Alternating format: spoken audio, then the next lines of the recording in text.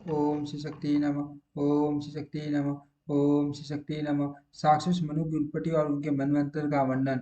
मार्कंडेय जी कहते हैं, मुने ये मैंने आपको पांचवें मनवंतर की कथा सुनाई। ये साक्षात मनु की सत्य मनवंतर का वृतांत सुनो। ब्राह्मण वे पूर्व जन्म में ब्रह्मा जी के चक्षु से उत्पन्न हुए थे, इसीलिए इस जन्म में मैं भी उसका नाम साक्षात ही हुआ। राजर्षि महात्मा अनमित्र की पत्नी भद्रा ने एक पुत्र को जन्म दिया, जो बहुत ही विद्वान, पवित्र, पूर्व जन्म की बातों को स्मरण रखने वाला और समर्थ था। उस पुत्र को गोद में लेकर माता बारंबार पूछ काटती, प्यार से बुलाती और स्नेह बस साथी से छिपका लेती थी, किंतु वह वह तो पूर्व जन्म की बातों का स्मरण रखने वाला था। तहत माता की गोद में पड़ा पड़ा हंसने लगा। इस पर माता बोली, बेटा ये क्या है? मैं तो डर गई हूँ। आपके मुख पर यह हास्य कैसा? क्या क्या क्या आपको असमय में ही बोध हो गया? क्या आप कोई शुभ देख रहे हैं? पुत्र बोला, माँ क्या आप नहीं देखती? सामने सामने जो ये बिल्ली खड़ी है, मुझे मुझे खा जाना चाहती है। दूसरी ओर जाट हारिनी मुझे हड़प लेने लेने को तैयार है। ये अदृश्य भाव से खड़ी है। इधर इधर आप पुत्र पुत्र प्रेम के कारण अत्यंत स्नेहवश मेरी ओर देखती देखती बारंबार मुझे बुलाती और साथी से लगाती लगाती हो। आपके शरीर में रोमांस हो आता है। आज आता है। वात्सल्य स्नेह के कारण कारण आपने नेत्र आंसुओं से भीग रहे हैं।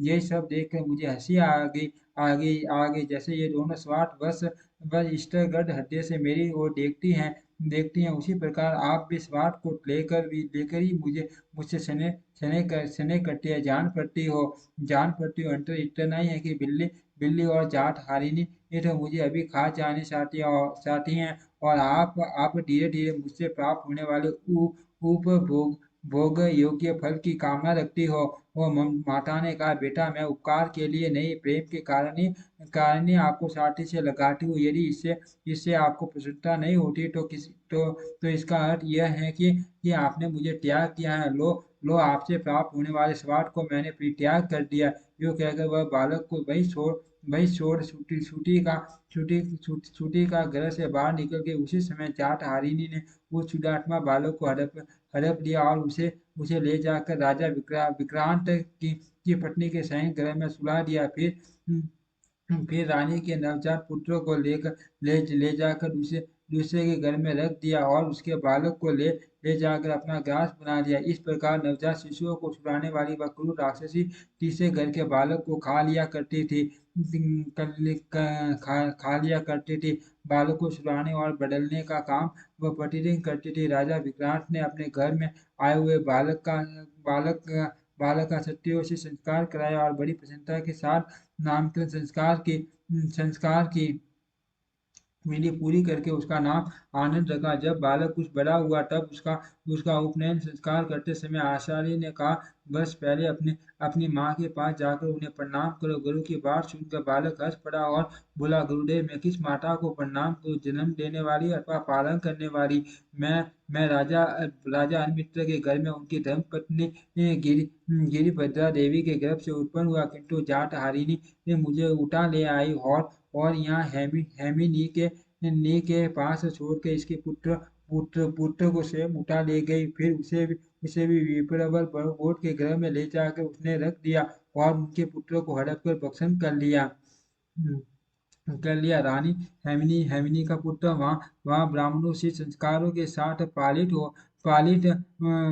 ब्राह्मणोचित संस्कारों के साथ पालित हो रहा है, और मेरा यहाँ आप संस्कार कर रहे हैं। मुझे आपकी आज्ञा का पालन करना है। अतः बताइए, किस माता के पास प्रणाम करके प्रणाम करने के लिए जाओ? गुरु बोले, बेटा यह बड़ा गहन संकट उपस्थित हुआ है। मेरी समझ में तो कुछ भी नहीं आता। मोह से मेरी बुद्धि भ्रांत हो रही है। आनंद ने कहा, ब्रह्म निश्चय संसार की ऐसी ही व्यवस्था है, इसमें मोह के लिए ये कहाँ अवसर है? सोचिए तो, कौन किसका पुत्र है और कौन किसका बंधु बंधु जी जन्म लेने के बाद से ही मनुष्यों का संबंधी होता है, किंतु मरते ही उसके सभी संबंधी छूट जाते हैं। यहाँ भी जिसका जन्म हुआ है और जन्म के साथ ही बंधु बांधवों से संबंध जुड़ गया है, उसे देह का अंत होते ही सारा संबंध टूट जाता है। इसीलिए मैं कहता हूँ, संसार में रहने वाली जीव का कोई भी बंधु बांधव नहीं है। भला भला कौन किसी के साथ सदा ही बंधुत्व निभाता है। मैंने तो इसी जन्म में दो माताएं और दो पिता प्राप्त किए हैं। फिर यदि दूसरी देह धारण करने पर ये संबंध बढ़े बढ़े तो इसमें आश्चर्य ही क्या है। अब मैं तपस्या करूंगा। आप विशाल नामक ग्राम से इस राजा के पुत्र को, जो जो शैत्र नाम से विख्यात है, यहाँ बुला लीजिए। आनंद की बात बात सुनकर राजा राजा अपनी स्त्री और बंधु बांधवों के साथ बड़े विस्मय पड़े पड़े और उसकी ओर से ममता हटाकर उन्होंने उसे वन जाने की अनुमति दे दी। फिर अपने पुत्र शैत्यो को बुलाकर उसे राज्य करने के योग्य बनाया। और जिसने पुत्र बुद्धि बुद्धि से उसका पालन किया था, उस ब्राह्मण का भी बड़ी भांति सम्मान किया। आनंद तपस्या में लगे लगे रहे। उन्हें तपस्या करते देख ब्रह्मा जी ने पूछा, बस बताओ तो सही, किस लिए इतना इतना कठोर तप करते हो। आनंद ने कहा, भगवान, मैं आत्मशुद्धि के लिए तपस्या कर रहा हूँ। बंधन बंधन के हेतुभूत जो मेरे कर्म है, उनका नाश हो जाए, यही इस तपस्या का उद्देश्य है। ब्रह्मा जी बोले जिसके कर्म भोग का अधिकार जिस ब्रह्मा जी बोले जिसके कर्म भोग का अधिकारहीन हो जाता है, वही वही मुक्ति के योग्य होता है। ब्रह्मा जी बोले जिसके कर्म भोग का अधिकारहीन हो जाता है, वही मुक्ति के योग्य होता है। जिसके पास कर्मों का संचय है, वह नहीं नहीं आप तो सत्वाधिकारी हो। मुक्ति मुक्ति कैसे पा सकोगे? सकोगे पा सकोगे? आपने आपने सत्ता मनु आपको सत्ता मनु होना है। चलो, अपने अधिकार का पालन करो।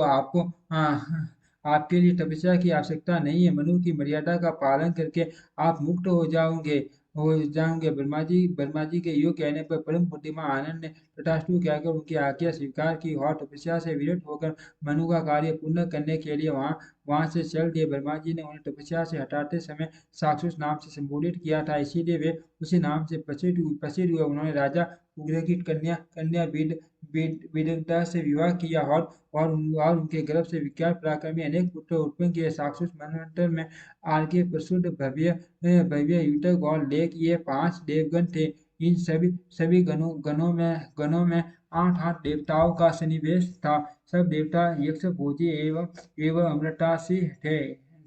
इन सबके स्वामी मनोजव नामक इंद्र थे, जिन्होंने 100 यज्ञों का अनुष्ठान करके देवताओं का आधिपत्य प्राप्त किया था। उस समय सुमेधा, विरजा, अविस्मान, उत्पन्न हुए, मधु, अतिनामा और सहिष्णु, ये 7 सप्त ऋषि थे। उरु, पुरु और शतद्युम्न आदि महाबली नरेश राक्षस मनु के पुत्र थे, जिन्होंने इस पृथ्वी का राज्य किया।